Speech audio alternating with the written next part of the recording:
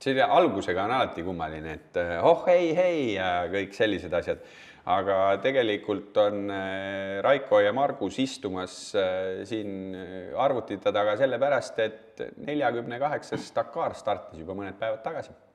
Ja me ei saa kuidagi niimoodi ikkagi, et me nagu istume rahulikult kodus ja vaatame õnne 13, et me ikkagi tegelikult küll mitte nüüd sel aastal, kui sa nüüd nagu võrdled eelmise aastaga samal ajal, siis me tõenäoliselt tulime päev otsa niimoodi arvutiekraani taga ja otsisime seda täppi, mille taga peitusid siis Urvo Männamaa ja Risto Lepik, aga sedapuhku Urvo Männamaa ja Risto Lepik, kes ei sõida, on ise samas olukorras, vaatavad täppe. Ja neid täppe pidi ka okei olema jälgida, aga kuna jah, see Dakari haigus on minul kuskil sügavas lapsepõlves, siis kui seda oli Eestis isegi võib-olla natukene keeruline jälgida, aga ütleme, et Ari Vadanen ja sellised mehed, no kui Carlos Sainz esimest korda sõitis 19 korda. Just, siis ei saa ühtegi aastat vahele jätta ja kuna viimased aastad koos Rally Ride Estoniaga, nagu Margus ütles, siis on Eestis Dakari asja aetud, siis ei tahtnud kuidagi kõrvale jääda ja ma läheks kohe selle asja juurde, et 787 võistlejat ja mingisugune 420 sõiduvahendit. Ma ei oska öelda, et kas see on nagu Dakari mõistes suur või väike number, ega see, kui see oleks mingisugune rekord, siis seda oleks kindlasti öeldud, aga see rändtsirkus, mis seal mööda kõrbe nüüd siis järgmised 2 nädalat ringi laseb, on igal juhul nagu muljet avaldav. Jah, ja tegelikult täna, kus me sellest räägime, on siis esmaspäevane päev ja sõidetud on tänaseks juba proloog ja 2 kiiruskatset. Siin me oma hetkega oleme. Ma millegipärast arvan, et see on üks sellise suurima osavõtjate arvuga, sellepärast, et tegelikult sel aastal on tulnud igasuguseid nagu kõrvalkategooriaid juurde ja lisaks sellele varasemad kõrvalkategooriad on paisunud. Ehk et selles mõttes nagu see huvi Dakari vastu ja kui me nagu võrdleme tegelikult seda aega, nagu sina siin kirjeldasid, sellist nagu sinu lapsepõlve, siis sellest nagu Dakarist on saanud nagu tõeline kommertsprojekt, et kui ta alguses, ma ei tea, võib-olla kõik vaatajad, kuulajad ei tea, aga algus oli ju tegelikult sellest, et Dakari toonane juht ju tegelikult eksis oma sõpradega kõrbes ära ja kui nad lõpuks välja tulid, siis nad mõtlesid, et teised võiks ka ära eksida. Teised võiks ka ära eksida, et teeme seda veel, aga saadame teised siis kõrbe. Ja tegelikult oleks ka mõistlik ära märkida see, et milline on Dakari ajalugu olnud, et nimi viitab ilmselgelt Senegali pealinnale, Pariisist reaalselt. Mis siis? Eiffeli torni alt ju starditi? Eiffeli torni alt, Disneylandist, igalt poolt Pariisist on starditud ja on liigutud ka vastupidi, on siis Dakar Pariis sõidetud. Et jah, et alguses ikkagi aastast 79. Paranda mind, kui ma eksin. Ma ei paranda, võin ka eksida. Oli jah selline Aafrika mandri teema 2009 vist liiguti. Üks aasta jäi vahele. Liiguti Lõuna-Ameerikasse. Ja nüüd juba mõnda aega kihutatakse Saudi Araabias. Ja Saudi Araabia oma nii-öelda mängumaana on nagu lõputu suur liivakast ja et inimestel jääks vale mulje, siis see liivakast ei ole alati kõige nagu, seal on ka seda liiva, mis jääb järgi, kui sõelumine on lõpetatud, ehk siis just seda osa, kuhu rehve lõhutakse. Et ka kivikõrbe on oma jagu ja tegelikult kõik need kiiruskatsed, mida käesoleval aastal on kokku 13 tükki. Mitte nüüd päris kõik, aga väga eripalgelist ja ka väga erineva liivaga, et neid on suuri tüüne, on selliseid kiviseid alasid, on selle, mis need on, need kaamlitaimed. Camel grass. Just, selle vahel kihutamist, et ega proloog juba näitas ära, et ka 22 kilomeetrit, mitte 22 kilomeetrit, me jõuame tegelikult selleni, mitu kilomeetrit on võimalik Dakari sõita. Igaks juhuks ma nüüd nagu tegelikult nagu säästaks nende inimeste vaeva, kes praegusel hetkel nagu tormasid ka interneti ja Wikipeediasse ja te ei pea kommentaari kirjutama hakata, me räägime täpselt need aastad ära. Siis Pariis-Dakari sõideti 79 kuni 2007, 2008 jäi vahele. Siis mindi Lõuna-Ameerikasse, sõideti seal kuni aastani 2019 ja aastast 2020 sõidetakse juba siis Saudi Araabias. Ja Margus mainis, et Dakar on paisunud siis kõige kõigem klass, Ultimate, kus siis ka Urvo ja Risto sõitsid. Need on siis autod, mis on spetsiaalselt võidusõiduks ehitatud, kannavad küll seal Toyota Hiluxi ja nii-öelda kommertslikult võib-olla tavapäraseid nimesid, aga neil ei ole mitte mingist pistmist seeriatootmise autodega. Siis on Challenger klass, kus on siis, ütleme, pagid, aga need pagid on samamoodi mitte midagi sellist, mida saab riiulist, vaid ka võidusõidu jaoks ehitatud. Siis on SSV klass, mis on natuke nagu poetoode. Vedrustused on seal paremad, üht-teist nipet-näpet veel, aga need on siis, need olid senini kõige lähedasemad mingisugusele seeriatootmise asjale ja autode klassi on lisandunud siis tegelikult juba eelmisel aastal kategooria nimega Stock, kategooria, mille juurde me kindlasti oma mingisugustes järgmistes videotes tuleme. Ütleme kohe ära, me ei hakka siin iga päev neid kokkuvõtteid tegema, aga sotsiaalmeedias masinavärki tasub jälgida. Sellised kirjalikud kokkuvõtted me teeme ja otsime põnevamad lood igast päevast üles, aga pikka videot teeme siin 3 korral. Ja Stock klass siis hetkel on Dakari selline kõige uuem asi. Mõte on selles, et kaasata võimalikult palju autotootjaid tulevikus ja kui nagu natukene lahti mõtestada, et mis see taust seal on, siis autotootja saab sinna siseneda sõidukiga, mida aastas toodetakse vähemalt 1000 tükki. Täna on seal Land Rover Defender, oktabaasil, mootor on seesama V8, käigukast, vahekast, tuleme nende detailide juurde kunagi hiljem.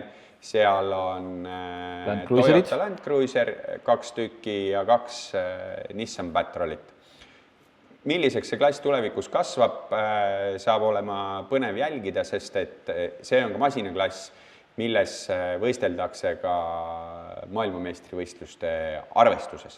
Aga ma mõtlen, korra haaran siit kinni, et tegelikult selle aastase Defenderi tulek, see on nüüd nagu miski, mis on tegelikult minu meelest selle klassi elama pannud, et ma pean tunnistama, et eelmine aasta need Land Cruiserid ja Patrolid mulle nagu liiga silma ei 2 Landcarit olidki. Ja kui me nüüd täna ikkagi mõtleme, et mismoodi nagu Land Rover tuli, et nad kasutavad seda sama nagu seda Defenderi pikka ajalugu, mis on loomulikult Dakariga seotud väga hästi ära, aga mitte ainult, kelle nad sõitma pannud. Kelle nad sõitma pannud, on ikkagi nagu mehe, kelle ette võib panna nime Mr. Dakar, Stefan Peterhansel isiklikult, kes on sõitnud tsikliga, kes on sõitnud autoga, ta 14 korda võitnud. Ma ei tea, kui ma olen jumala veendunud, kui talle isegi veoauto antaks, ta võidaks sellega ka ära. See Stock-klass saab olema selle võrra omavahelist konkurentsi ka jälgida ja ega siis ülejäänud Defenderi line-up nagu kehvem ei ole, et nad on ikka tõesti võtnud parimad inimesed sinna, sest et see on sul hea tähelepanek, et kuigi see masinaklass varem eksisteeris, siis seal ei olnud superstaar. Superstaarid puudusid, need on olemas. Leedu poiss Rokas Paciuska. Just, ja Rokasega saab teha veel sellise asja, et Rokas on päris huvitavalt teinud ühe rekordi. Kui ma mainisin ära ja mida ma veel kord ütlen, Dakar on üks võistlus, aga see on kokku... See on üks võistlus 5 osavõistlusest, mis käesoleval aastal on 4 kontinendil, ehk siis 2 SV, 2 RC, maailmameistrivõistlused, rallireid distsipliinis ja Rokas Paciuska on siis teinud sellise omalaadse rekordi, et kui 4-rattalistega siis 4 kategoorias osaletakse siis maailmameistrivõistlustel, siis on ainukene sõitja, kes on igas kategoorias osalenud. 2023 Dakarile tuli SSV-ga üldarvestuse 2. koht, Challenger klassi 3. koht järgmisel aastal. Eelmine aasta seda sõitis Ultimate klassis ja Overdrive meeskonnas sama telgi all, kus Urvo ja Risto lõpetas 11. kohaga. Pärast mõningasi parandusi Urvo ja Risto platseerusid tema järel 12. ja nüüd ta on siis selles stokkmasina klassis võistlemas ja esimese katse pühapäeval võitis, et selles mõttes noor mees, tahtmist on ja teeb seda kõike väga hästi. Aga ega see Dakar ei ole niivõrd lihtne ja me kindlasti ütleme ka seda, et meie kõige suurem fookus saab olema autode peal. Ja. Me räägime veidi ka mootorratastest ja veokatest, aga kui me autode klassi ära mainisime, siis sinna sappa võikski lisada veokate klassi.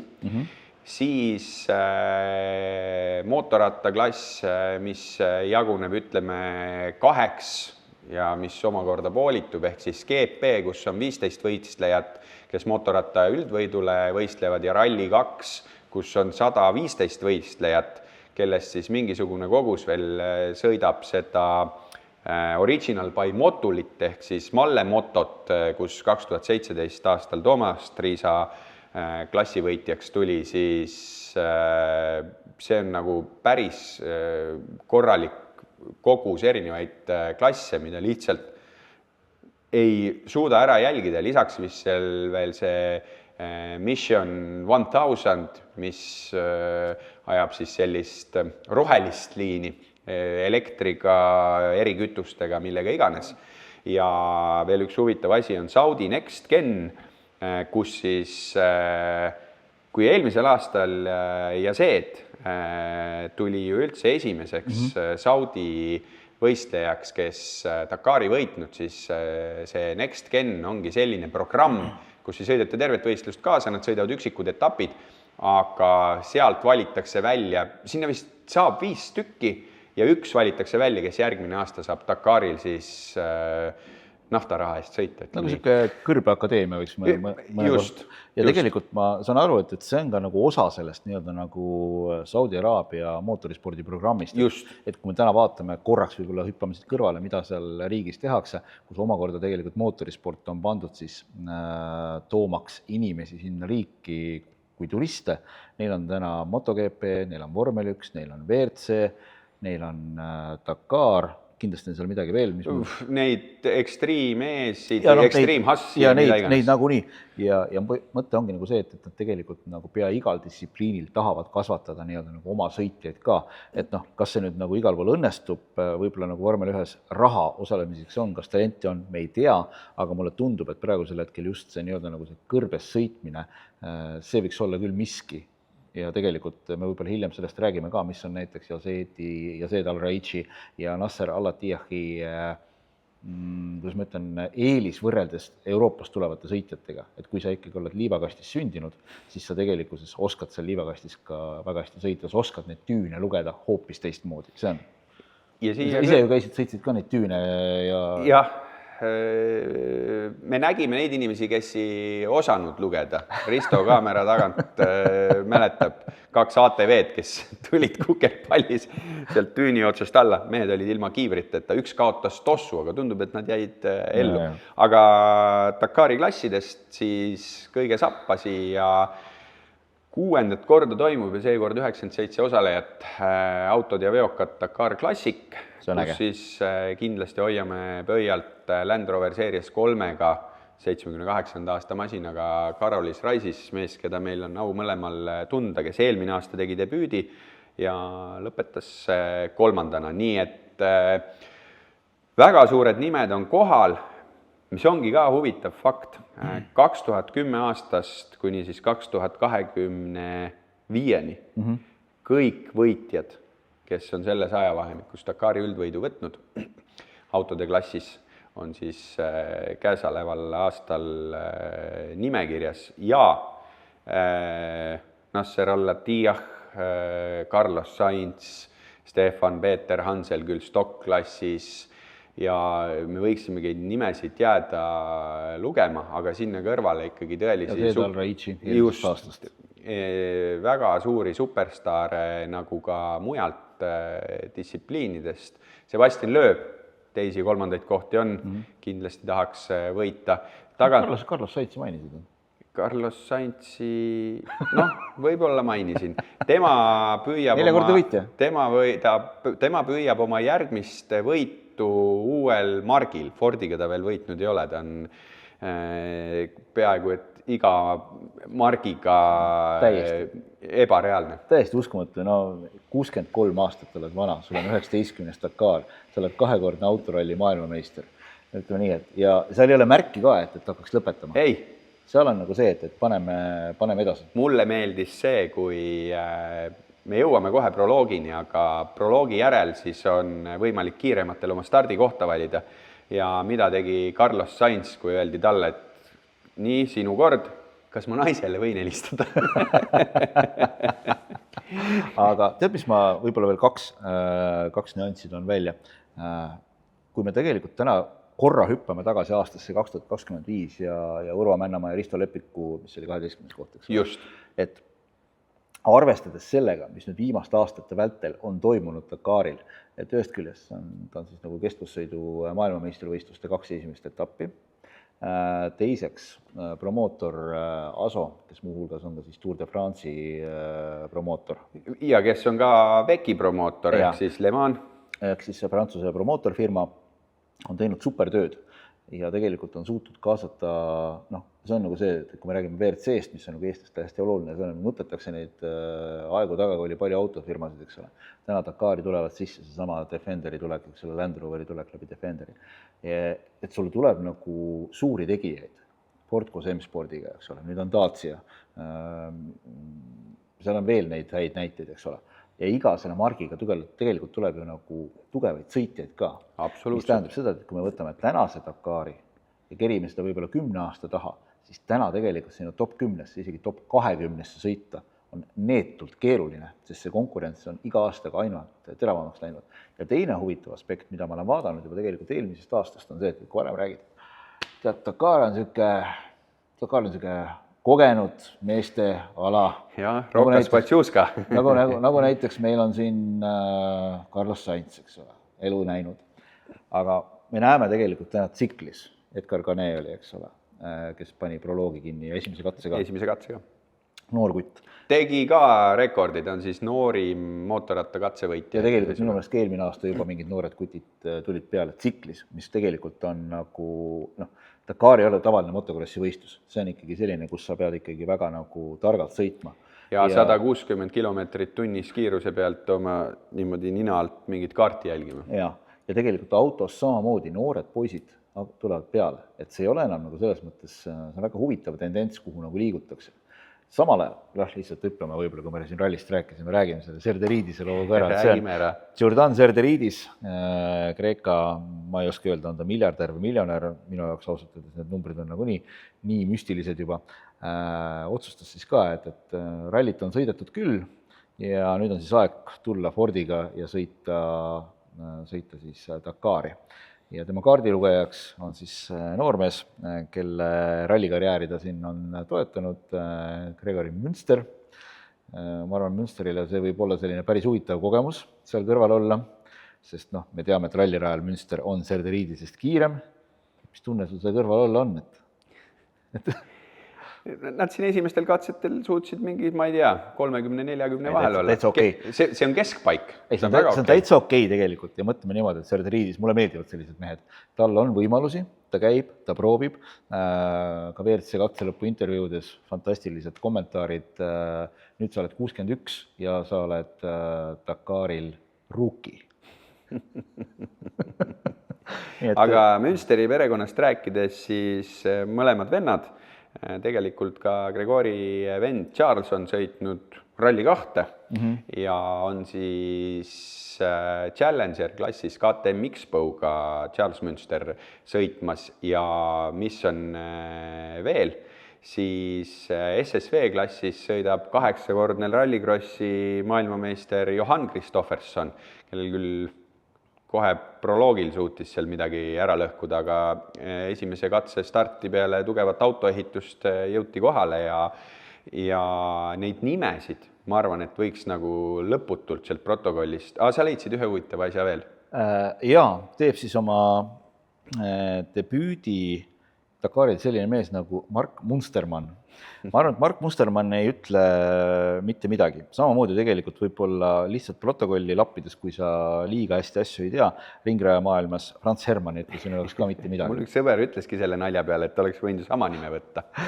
Aga kui Franz Hermanni taga peitub siis 4-kordne Formel 1 maailmameister Max Verstappen, kes ei tahtnud oma nime ajal sõita, autospordis on see lubatud, ka Eestis on olnud kodanikke, kes on võtnud hoopis teise nimega litsentsi endale, kui neil on passis nimi, siis Mark Mustermanni taga on siis Mark Matesic, mille jaoks ilmselt, ma arvan, mille puhul nüüd ilmselt ma just tahtsin öelda, et ega ta oleks selle oma nime all ei teaks endiselt veel paljud. Jaa, aga ütleme, et ta on jah siis nagu Dietrich Matesici, kuidas õige on? Ma ei tea, see ei ole lihtne perekonna. See ei ole lihtne, jah. See on nagu Leedu perekonna nimi natukene. Ja tegemist on siis Red Bulli ühe looja pojaga, tänaseks pärijaga, 49% Red Bulli osaluse omanikuga ja siis otsustas ka, et läheks sõidaks ja lihtsalt mingil põhjusel mul eile, kui ma selle peale mõtlesin, tekkis paralleel sellega, et aastaid tagasi sõitis ju Briti peaministri Margaret Thatcheri poeg. Sõitis ja kuna ta eksis ära kuskil, siis sellega tegeleti. Sellega tegeleti ikkagi, ütleme, kuninglikul tasemel. Ja ma lihtsalt loodan, et Mark Mustermannil läheb paremini. Et alustatud on, et ta on läbi ajaloo tõmmanud väga huvitavaid inimesi sinna koha peale sõitma. Ja tegelikult, kui Dakari ajaloos vaadata, siis tuleb üks nimi veel meelde, Jutta Kleinschmidt. Legendaarne naiskaardilugeja. On võitnud Dakari ralli. Aga tegelikult tahtsin suhteliselt alguses ka ära mainida, et Masinavärgi kanalil on üleval niisugune vahva video,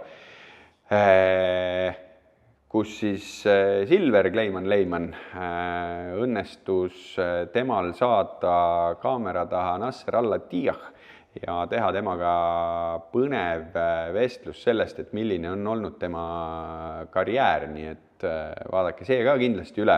Aga marsruut väga põgusalt, üle 8000 kilomeetri, millest 4800 kilomeetrit on siis kiiruskatset ja ülejäänud on ülesõidud. Päevad on väga erinevad. Mõni päev on tõesti, et ülesõitu siin, ma ei tea, 75 kilomeetrit, kiiruslik osa 417 kilomeetrit. Kui marsruudist rääkida, siis oli proloog, 22 kilomeetrit kiiruskatset, pandi paika stardi järjekord ja kavas on ka 2 maratonkatset, kus siis vahepeal kõrvaline abi on keelatud. 10. jaanuaril puhatakse ja 17. jaanuar saab otsustavaks 105 kilomeetrit kiiruskatset, kus siis lõpuks on näha, kes siis selle asja ära võidab. Natuke tausta ka veel lahti seletada, et kui see on üks pikimaid Dakare, kui üldse mitte kõige pikem Dakar, mis on Lähis-Idas sõidetud, just ma mõtlen kiiruskatsete poole pealt, et kui see vahe on seal ikkagi 3300 versus 4800, ehk siis ülesõit ja kiiruskatse, siis tegelikkuses, mis on nüüd nagu sellel aastal muudetud, samast maratonkatsest, millest sa Raiko rääkisid, et kui siin 2024 tutvustati esimest korda siis sellist asja nagu Dakar 48 tundi krono ja see oli siis niimoodi mõeldud, et öine ööbimine oli nagu kuskil 6 laagrit oli vist paika pandud ja oli paika pandud, millisesse laagrisse sa mingiks kellaajaks pead jõudma. Aga see nüüd eelmisel aastal sai nagu totaalselt palju kriitikat, seal oli ka sellega tingitud, et kas jõuda või mitte jõuda, sõideti pimedas, mis on ohtlik tüünides ja üldse kivide vahel seal, siis see muudeti ära, toodi tagasi see vana laagrisüsteem, et sõidad oma katse ära, jääd laagrisse, üks kindel laager ja seal on täpselt samamoodi nagu varasematel aastatel, saad ainult neid juppe kasutada, mis on kaasas, korraldajad annavad sulle süüa, annavad sulle telgi, saad magada ja ongi korras ja ongi kõik. Et see vana formaat toodi tagasi, mulle endale tundub ka kuidagi nagu mõistlik, sellepärast et kui sa nüüd mõtled ja mäletad, mida Urmo meile ka rääkis, ütles, et tegelikult öö seal kõrbes, see tuleb niimoodi, nipsust. Ja ja tegelikult see oli väga mõistlik, sest nendel autodel ei ole spetsiaalseid lisatulesid peal ja võib-olla Defenderi katusel on, nägin. aga nad tulevad ka tagapool, eks ole, mis on mõnes mõttes nagu arusaadav, et just esiotsa autod ja siis tuldigi nagu ikka pandi nagu mingitel hetkedel pandi hullu ja see nagu tingis tegelikult päris palju avariisid. Et see on nagu see, mis on muutus. Ja kui me mõlemad maratonkatset vaatame, siis 2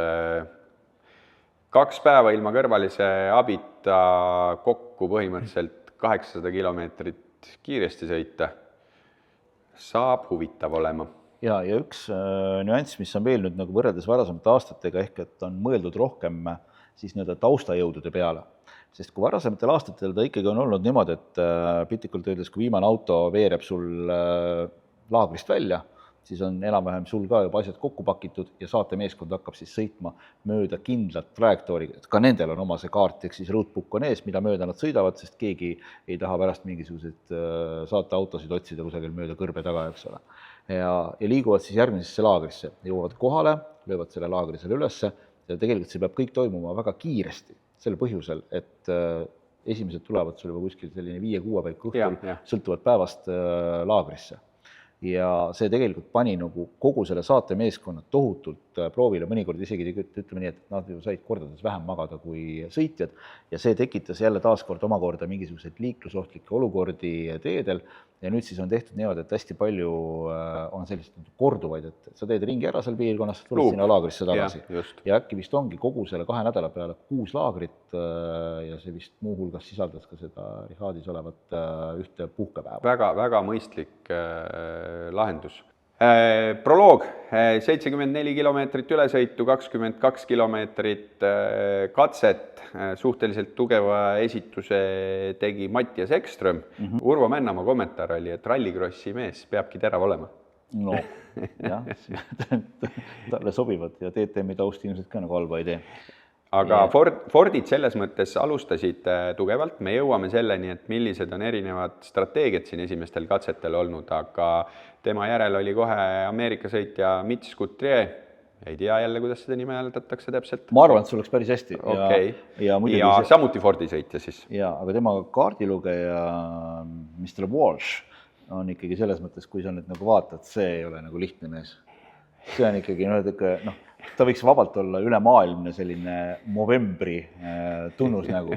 Siin on ikka sellist ehtsat Ameerika vuntsi on. See on ikka vägev. Aga kui me proloogist lühidalt räägime, siis jah, 2 kiiremat meest ja ülejäänud esiots oli ka niisugune enam-vähem aimatav, siis ilmselt Sebastian Loeb oli see, kes oli kõige rohkem löödud, sest 9-kordne WRC maailmameister kaotas võitjale 34 sekundit ja 17. koht ja ta oli siis, jäi nende meeste hulka sellest 15 välja, kes omale stardikohta valida ei saanud ja stardikoha valik on äärmiselt oluline, sest et kõige ees ei taha minna, sest siis sa teed üksinda seda jälge ja ei taha ka kuskil tagaotsas minna, sest et siis on palju liiklust ja tolmu. Ehk et siis selle tulemuse järgi ta startis 17. Jah, ja mootorrataste kiiremast me juba rääkisime. Edgar Canet, kes siis tegi ka selle rekordi, et olles siis nüüd noorim katsevõitja 20-aastaselt.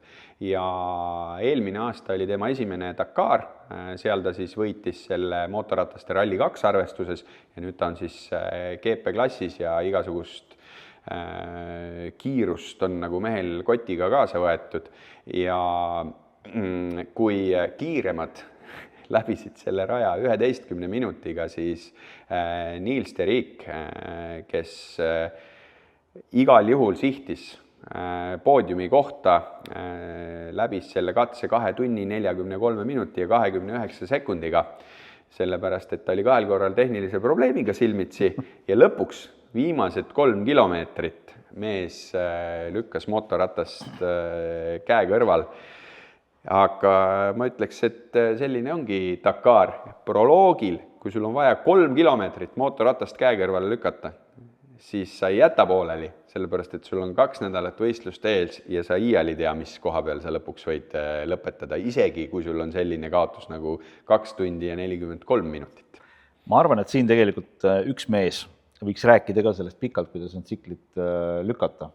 Selleks on meie oma mees Toomas Triisa 2014, kui oli siis Mart Meeruga esimest korda sõitsid ja siis olid need Honda süütepoolid, mis olid nagu murelapsed ja oligi mingil hetkel ta lükkas ta tsiklit ja läbi igasuguste imeneppide ta lõpuks sinna finišisse jõudis ja see ongi tegelikult, see on see Dakari spirit ja kui sa mõtled nagu selle peale tõesti, et seal on proloog, siis vahet ei ole, lükka 3 kilti seda tsiklit, pole häda midagi.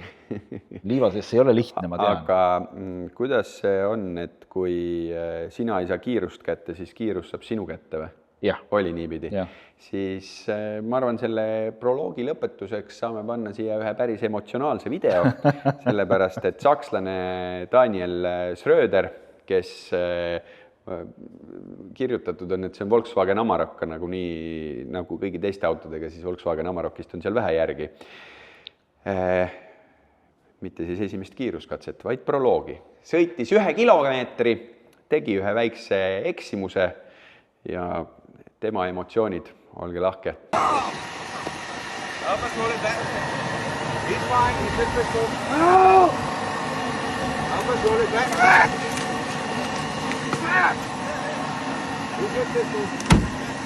Fuck me! Fuck!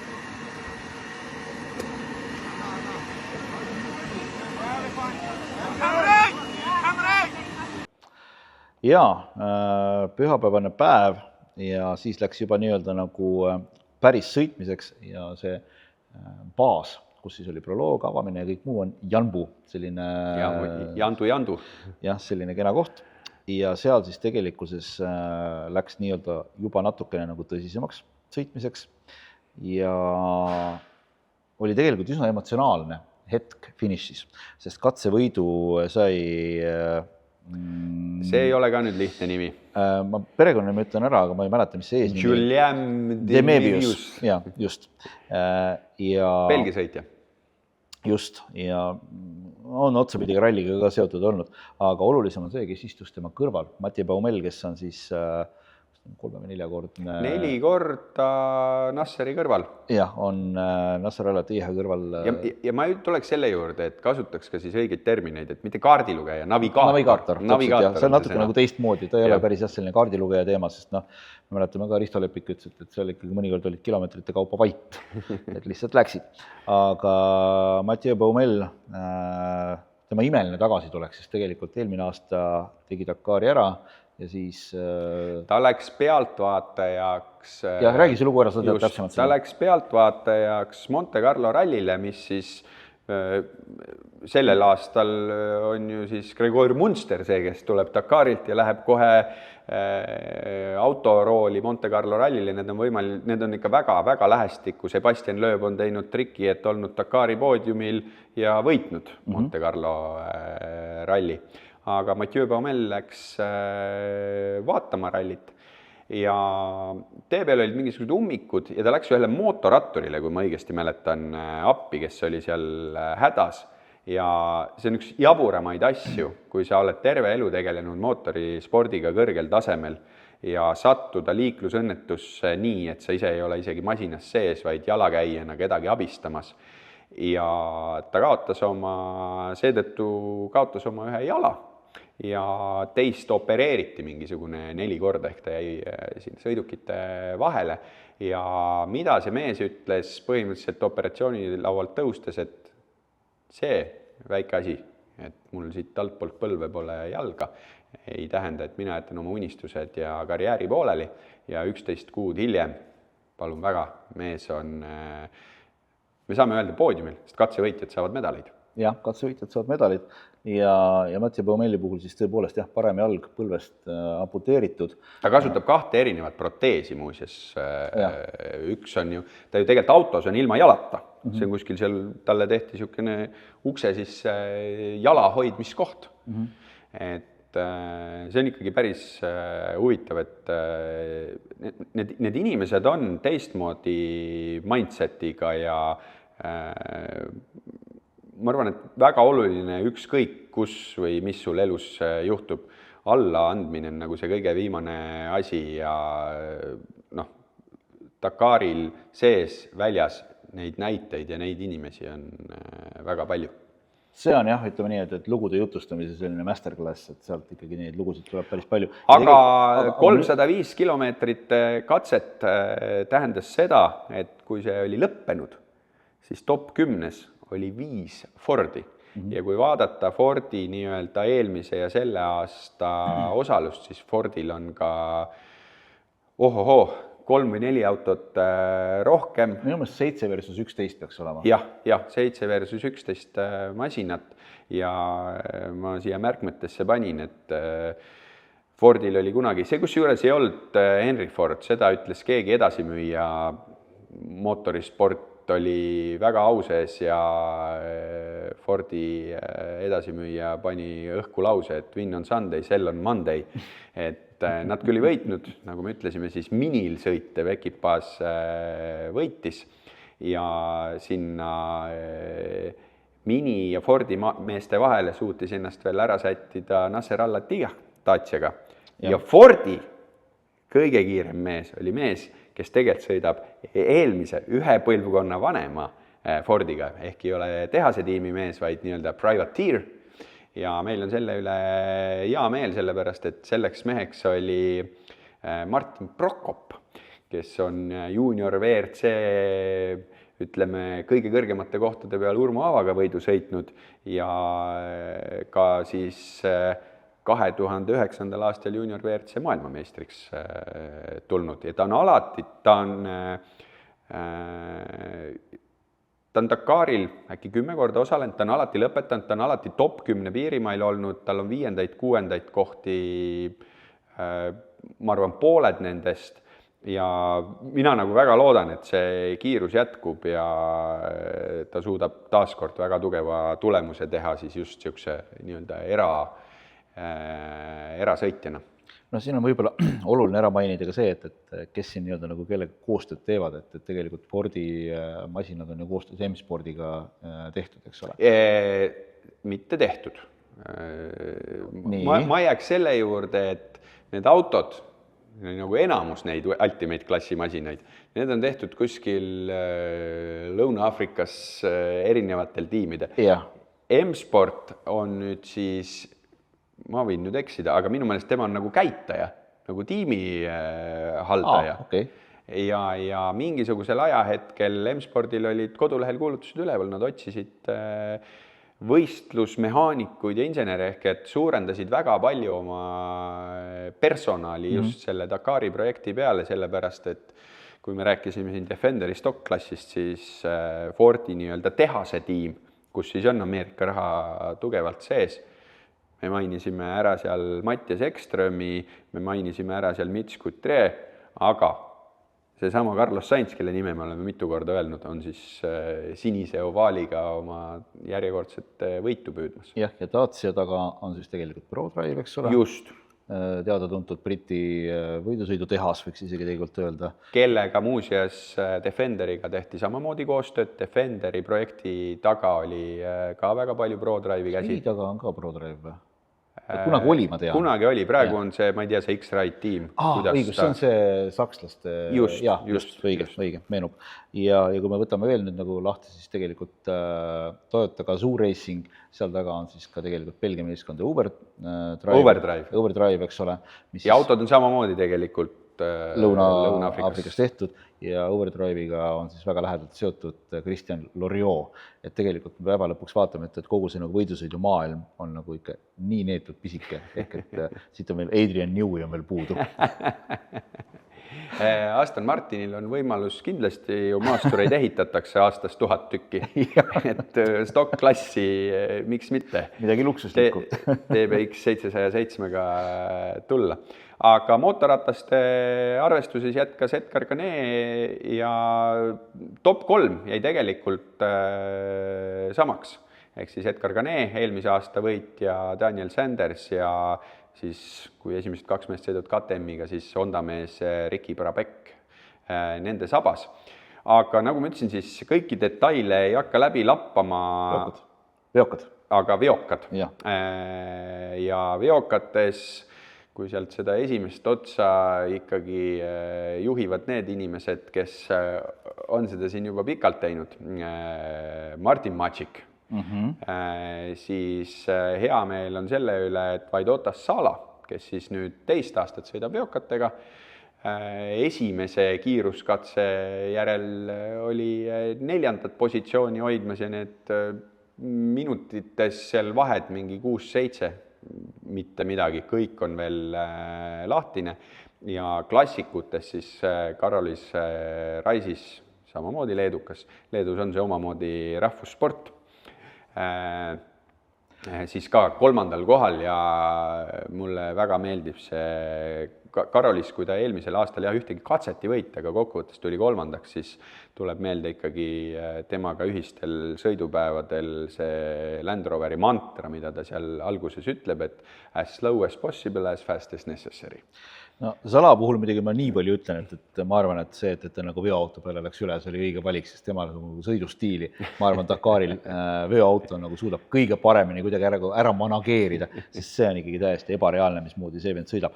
Muide, hästi oluline asi võib-olla, kui veel ennem, kui me läheme teise katse juurde, esimesed katselt üks nüanss ehk et ja see Al-Reichi eelmise aasta võitja, kes siis tegelikult juba... Ja Sebastian Loebil oli 2 rehvi purunemist ja võttis sellepärast vähe rahulikumalt ja lõpetas 10.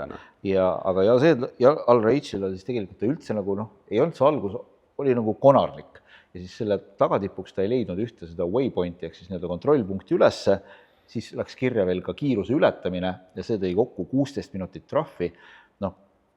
Kui me võtame niimoodi, et ma ei tea, kas täna on ka, aga varem oli nii, et kui sa tsiklil mootorit vahetasid, siis sa said 15 minutit trahvi, eks ole. Paljudel on tegelikult see sisse kirjutatud juba, et see mootor lihtsalt siis on turvalisem sõita 2 mootoriga kui 1 mootoriga. Aga tegelikult 16 minutit, ütleme nii, et tema võidusoovid said päris korraliku paugu, aga õnneks juhtus see esimesel katsel, mis tähendab seda, et ta saab seda uuesti jälle tagasi ehitama hakata. Väga huvitav vaadata, kuhu ta oma kiirusega tõuseb, sest seda kiirust tal on. Ja nüüd oleme jõudnud tänasesse päeva ehk teine kiiruskatse ja kui esimene kiiruskatse oli 305 kilomeetrit, siis nüüd juba 400 kilomeetrit. Ma alustan teise kiiruskatse poolelt üldse motoratastist, sellepärast et väike muutus oli. Daniel Sanders suutis 30 sekundit eest ära sõita, ehk siis võttis selle minut 30 tagasi ja 30 sekundit veel edu Edgar Canes ja Ricky Brabec jätkab seal 3. ja kui seda motoratast, ma arvan, top 10 vaadata, nad on veel 14-15 minuti sees, siis siin on kõigil võimalusi, nagu sa mainisid, see sama mootori vahetus. Kui sa näitasid mulle kaardilugejad, siis ma tahan näidata ka Honda tiimi USA-sõitjad Skyler House'i, kes on ka juba paar aastat oma vuntsidega olnud. Nii et ameeriklased võivad teha niisuguse korraliku vuntsikuu. Aga me lähme nüüd ühe huvitava tähelepaneku juurde. See on Urvo Männamaa ütles, et see ei ole ametlik info, sedasi tema arvab. Ja kui esialgu tundus siis see, et Toyotad on kuidagi aeglased või kehvasti alustanud, siis Urvo pakkumine sellele strateegiale on niimoodi, et kuna on tulemas esimene maraton katse, siis sõidetakse 2 päeva ilma tehnilise toeta, siis säästetakse, minnakse mõistlikult ja see sama positsiooni valik, sest et kui sa tuled üldliidriks, siis sa lähed kõige eest. Katsevõitja. Vabandust, eelmise katsevõitja läheb Ja. järgmisele katsele esimeselt positsioonilt. Ja seda ei ole alati vaja. Ja rada ei taha seal keegi ees teha. Mulle meenub see kord, kas sa mäletad, kui ei olnud mootorratturitel autode jälgi ees? Ka see aasta on mõned katsed sellised, ma praegu peast ei ütle millised, kus on siis see, et tsiklite ja autode rada on eraldi. Ja see tegelikult paneb nagu autod eriti raskesse olukorda ja me mäletame väga selgelt, kui hädas nad olid, sest muidu nad lähevad, et ikka mingisugune tsiklijoon on. Ja mingigi jälg kuskil kellelgi ees jookseb ja see muudab vägagi palju sellepärast, et sa pead nii-öelda kohe kompassi järgi hakkama andma minna, et sul ei ole ühtegi mingit orientiiri. Aga mis on veel huvitav, Toyotad kuidagi sõidavad grupina koos, aga kui me vaatame siis tänasele, vaatame kõigepealt katsejärjestusele. Vaatame katsele, jah. Seat Quintero, Toyota Gazoo Racing. Esimene ja Henk Lattegan Toyota Gazoo Racing teine.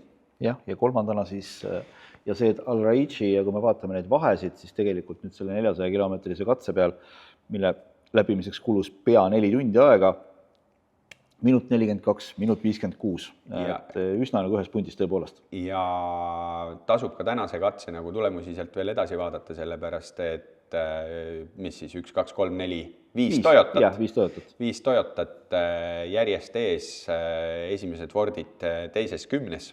Ja üldarvestusele tähendas see seda, et kui Seat Quintero poleks saanud ühte 2-minutilist karistust, siis ta oleks seda võistlust juhtinud, aga nüüd juhib seda Daciaga Nasser Al-Attiyah.